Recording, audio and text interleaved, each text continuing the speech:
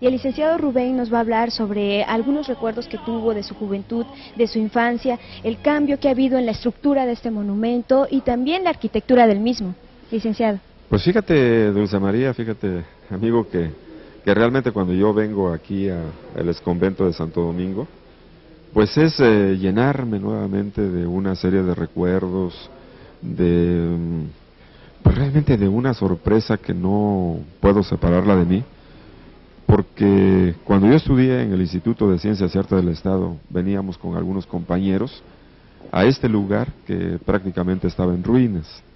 Y aquí nos las pasábamos durante toda la mañana o toda la tarde estudiando en estos pasillos. Muchos de los techos estaban caídos, los muros también, había escombros por todos lados y por supuesto mucha basura. Y en fin, yo tengo perfectamente clara en la memoria estas imágenes. Pero ahora que han pasado los años y regresas nuevamente a este lugar y ves los finísimos acabados, tanto de los corredores, los muros, los techos, es decir, las pinturas que ahora se han venido reponiendo, las salas que se han estado abriendo, bueno, realmente para mí no deja de ser una sorpresa, pero de veras muy agradable, que la llevo todo el tiempo en la memoria. Y fíjate que cuando llega don Víctor Bravo Aguja al gobierno del estado, yo pienso que Víctor Bravo Aguja era un hombre que tenía un dimensionamiento muy amplio de las cosas, sobre todo en la materia educativa y la cuestión de carácter cultural. Y en alguna ocasión le platicó a un grupo de amigos que lo que deseaba era la recuperación de este tipo de monumentos, de estos espacios que estaban pues prácticamente abandonados. Y él intervino, hizo las primeras gestiones para que este espacio se hiciese la reconstrucción de este espacio. Entonces, se inicia en aquel entonces por el Instituto Nacional de Antropología e Historia un nuevo esfuerzo coordinado con el gobierno del estado para hacer la recuperación de esto que conocemos como el exconvento de Santo Domingo de Guzmán, que se continúa con el gobierno del licenciado Fernando Gómez Sandoval, y que para fines ya de 1974 se inaugura para dar aquí cabida al Museo de Antropología e Historia. Hasta ese entonces estuvo en el edificio que ahora conocemos como Casa de los Pintores, frente a la Alameda de León. Y a partir de ese año, pues no ha terminado todavía el trabajo de recuperación de este edificio, porque aunque ya está muy avanzado, es decir, prácticamente concluido, se siguen haciendo trabajos muy importantes como la creación del Museo Etnobotánico en la parte posterior, que fue la antigua huerta del convento. Porque los dominicos siempre pensaron que ellos debían de tener un espacio para sembrar y lograr su autosuficiencia alimentaria, pero también traer especies de algunos otros lados, no solamente de estos territorios, sino también europeas, para poderlas cultivar y llevarlas hasta aquellos sitios en donde los españoles iban llegando. Entonces, esto fue una cosa muy importante. Y bueno, a medida que fueron pasando los años, se hicieron trabajos y ahora tenemos un edificio bellísimo. Estos corredores procesionales los estamos viendo, los admiramos. Los muros fueron repillados también con la técnica antigua, utilizando las arcillas antiguas y la combinación con la clara de huevo y baba de nopal. Fíjate que en alguna ocasión yo estuve en Coixtlahuaca y vi el tratamiento de la clara de huevo con la baba de nopal y con esta arcilla. Y me acerqué a las personas que la estaban trabajando y les pregunté cómo lo hacían. Y era un procedimiento que es artesanal, por supuesto, pero que solamente la experiencia y la aplicación de esto en los muros, en los techos, donde la van aplicando, te pueden ir dando. Entonces lo dejan mucho tiempo a medida que esta arcilla debe tener mayor consistencia, pero además es difícil de aplicar y debe de aplicarse rápidamente para poder lograr su objetivo. Y luego se repilla, una vez aplicada se va aplicando con una muñequita y se va puliendo. Y quedan los muros como lo vemos aquí ahora en este convento, en todos los muros del convento. Bueno, la techumbre es algo principal, algo fundamental, algo muy bonito, que es una techumbre con nervaduras. Los arquitectos de los hombres han observado la naturaleza y tomado esto para dar solución a los problemas de carácter arquitectónico. Estos son los pasillos procesionales. Ellos utilizaban estos lugares para hacer sus actividades religiosas y tienen espacios abiertos que están referidos básicamente a las actividades que cualquier grupo social o cualquier persona debe de realizar. Por ejemplo, hay una sala que se le llama la sala capitular. Es la sala en donde se reunían a comentar, a platicar, a tomar decisiones, y la resultante de esto es como si fuera el acta levantada de la reunión. Eso se llama capítulo y por eso se le llama salas capitulares. Luego tienen el espacio para comer, el espacio para los servicios, como es el caso de la cocina, la alacena, ¿no? El lugar en donde pues tienen que hacer sus servicios como farmacia, lugares para descansar. Y en la parte de arriba del edificio, tenemos dos naves, una que corre, las dos corren hacia el norte, pero una está del lado izquierdo y la otra en la parte central. La del lado izquierdo, que corre hacia el norte, es la sala el ala de los novicios, o el área de los novicios, porque los dominicos tuvieron algo que para mí fue fundamental para la consolidación de su trabajo de evangelización: la renovación de la gente a través de la educación. Aquí se creó la universidad dominica, y como consecuencia venían muchos jóvenes para estudiar aquí, y aquí se formaban para continuar el trabajo de los grandes. Pero también aquí era un lugar en donde se reunía la gente para platicar, puesto que era una provincia muy grande. Aquí era un lugar de concurrencia para decidir sobre las cosas que tenían que realizar. De tal manera que ahora todas esas salas que eran de descanso, los lugares para descansar, ahora se han vuelto salas de exposición de todo lo que tenemos en Oaxaca como parte de nuestra cultura, desde los orígenes del hombre, desde aquellos antiguos vestigios que tenemos en algunas regiones del estado, como es la zona de Tlacolula, Yagul, Mitla, de la presencia del hombre antes de la llegada de los españoles, digamos unos 10, 12 mil años, y luego las culturas prehispánicas como la zapoteca, de los mixtecas y de algunos otros estados. Tenemos parte de la cultura y del arte virreinal. Tenemos momentos importantes de nuestra historia, como es la vida de Benito Juárez, la presencia de Porfirio Díaz y muchas otras cosas en las salas que la gente ahora puede visitar con mucha facilidad, yendo porque tiene todo para poderse guiar por sí mismo recorriendo estas salas. Ya siendo gobernador del estado Diodoro Carrasco, aunque algunas gestiones las hizo el licenciado Eladio Ramírez López para poder recuperar el espacio con la ayuda, con el apoyo, con la buena voluntad de los militares, puesto que durante muchísimos años aquí este lugar lo utilizaron los militares. Yo creo que la más grande, la más significativa de las reconstrucciones o restauraciones del lugar se hicieron en este tiempo, aunque ahora se han seguido haciendo muchas otras cosas. Pero uno de los espacios que se le dio mucha importancia dentro de este edificio es precisamente este en donde se instala la Biblioteca Francisco de Burgoa.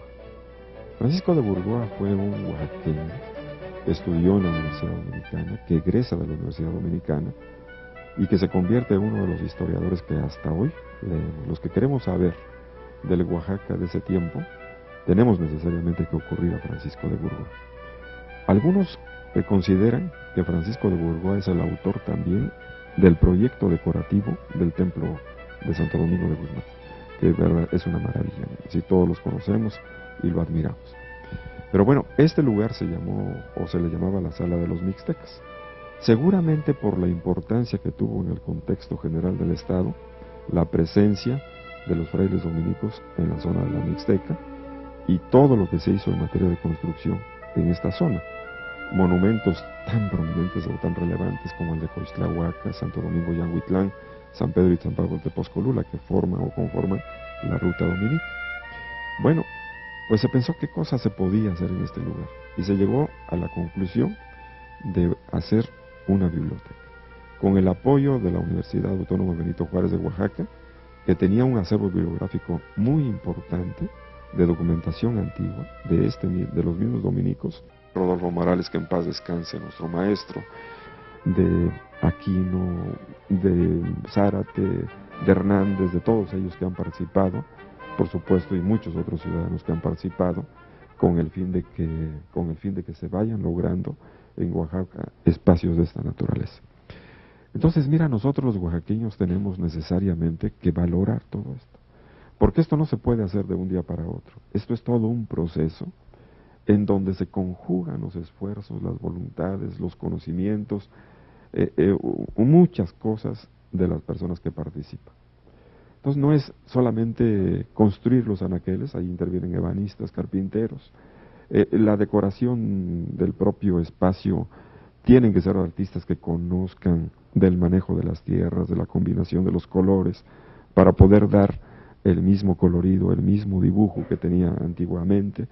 Entonces se requieren de muchas cosas para poder lograr un espacio de esta naturaleza, pero que ahora por supuesto es orgullo para todos los oaxaqueños. En esta biblioteca, ¿qué material podemos encontrar? ¿Están los llamados libros incunables? Los incunables, tienes una buena colección de incunables. Esto quiere decir los libros que tienen no menos de 500 años de vida y que por supuesto deben de ser cuidados como un verdadero tesoro, aunque todos los libros tienen que ser cuidados como verdaderos tesoros, pero bueno, hay algunos que necesariamente por el tiempo y por la calidad del tipo de documento o de conocimiento que se plasma en ellos, es muy relevante. Aquí hay un sistema especial de ventilación, hay una temperatura especial a la que tienen que conservarse, tienen que hacer cuidados especialísimos todos los días para mantenerlo, y bueno, también hay un sistema de investigadores que tienen el derecho de abrir estos libros y conocer de qué se trata. Por supuesto, no todos podemos hacerlo porque requerimos de los permisos correspondientes, porque indudablemente es muy delicado tratar ya un libro de esta naturaleza.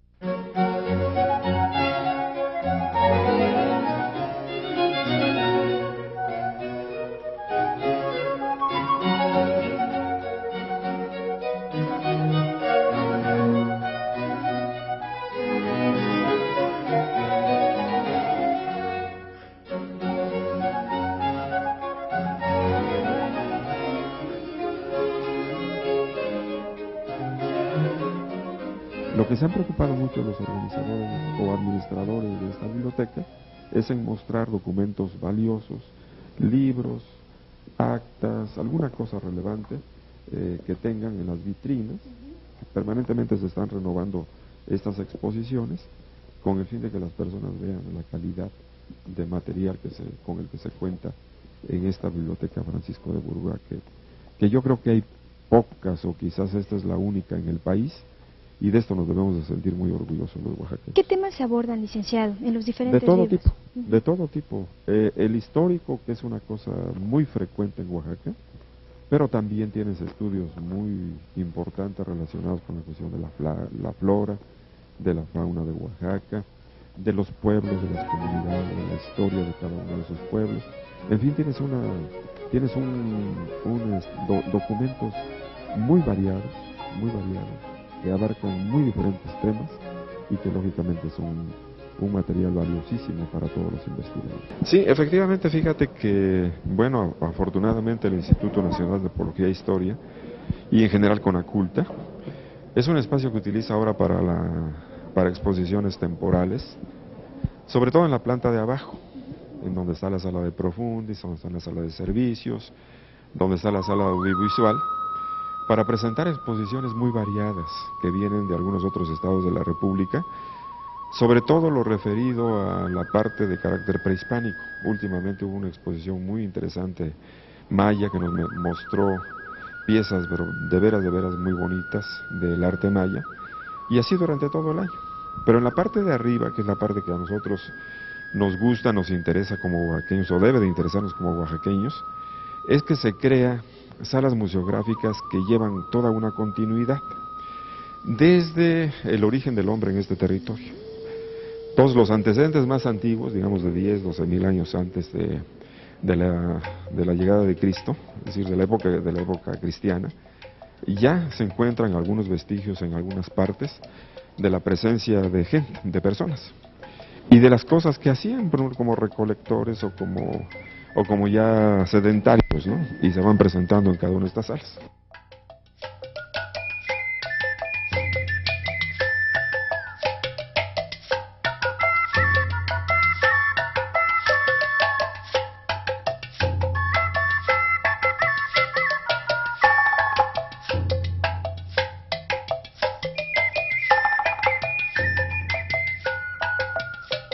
y está todo expuesto, es decir, toda la joyería, muchas de las piezas de carácter arqueológico, y podemos ir así de paso a paso, recorriendo cada una de las salas, y te va mostrando este proceso histórico entre nosotros los oaxaqueños.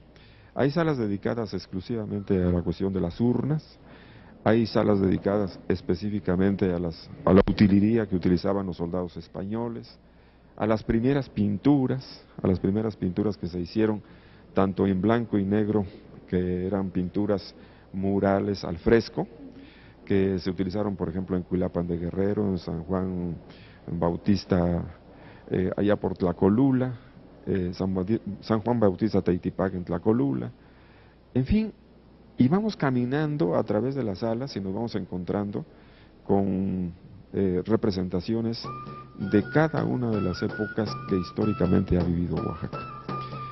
Tienes una sala que es muy interesante, la presencia de Juárez, porque lógicamente Juárez es el más grande de los personajes habidos, no solamente en Oaxaca, sino a nivel nacional, y que rebasó los límites nacionales y entra al mundo de la universalidad. Pero también tienes la presencia de Porfirio Díaz, que es otro de los grandes personajes que Oaxaca dio a México. Fue 30 años presidente de la República y se hicieron muchas cosas también en su época. Entonces, ya tenemos, pues ahora sí que el orgullo, la satisfacción de que en este edificio, que es el exconvento de Santo Domingo de Guzmán, podamos ver un resumen de lo que es la historia de Oaxaca desde antes de Cristo hasta nuestros días. Por supuesto que esto se puede llegar a enriquecer. Se ha estado pensando en los últimos tiempos en crear un museo específicamente del arte colonial, y bueno, pues podemos hacerlo. Tenemos muchas cosas de dónde hacerlo, ¿no? Tenemos muchos templos, tenemos muchos conventos, tenemos muchas casas curatales, tenemos muchas cosas donde podemos hacerlo.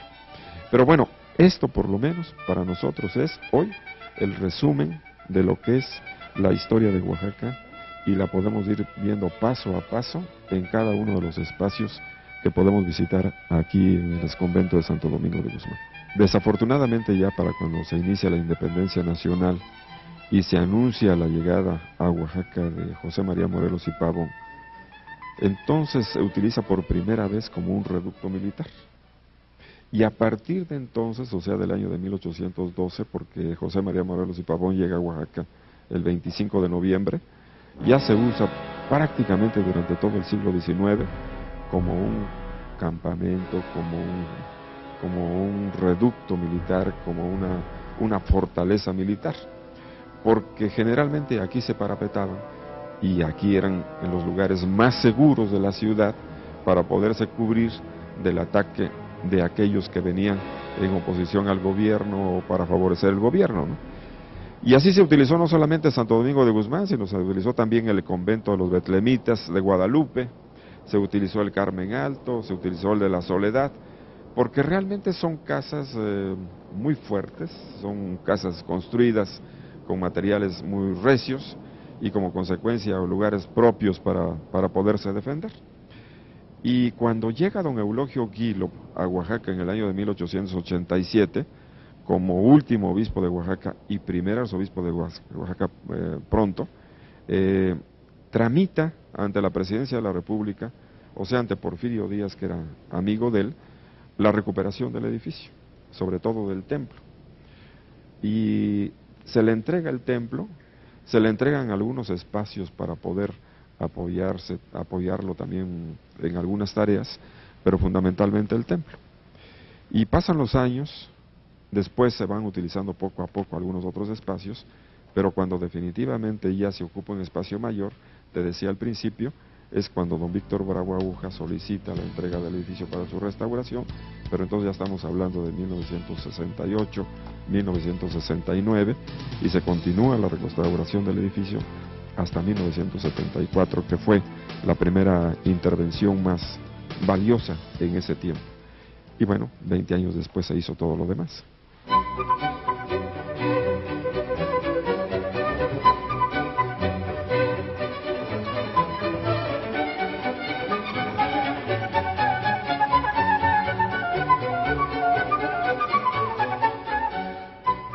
Desgraciadamente, licenciado, hemos llegado al final de nuestro recorrido, pero aún tenemos mucho por conocer de Oaxaca, de todos los lugares que lo integran, y por eso mismo invitamos a los televidentes a que sigan en nuestras próximas emisiones, ya que, pues bueno, pueblo que no conoce su historia tiende a cometer los mismos errores.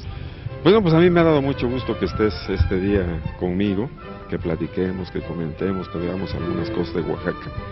Y que por supuesto tenemos todavía mucho que caminar, mucho que ver.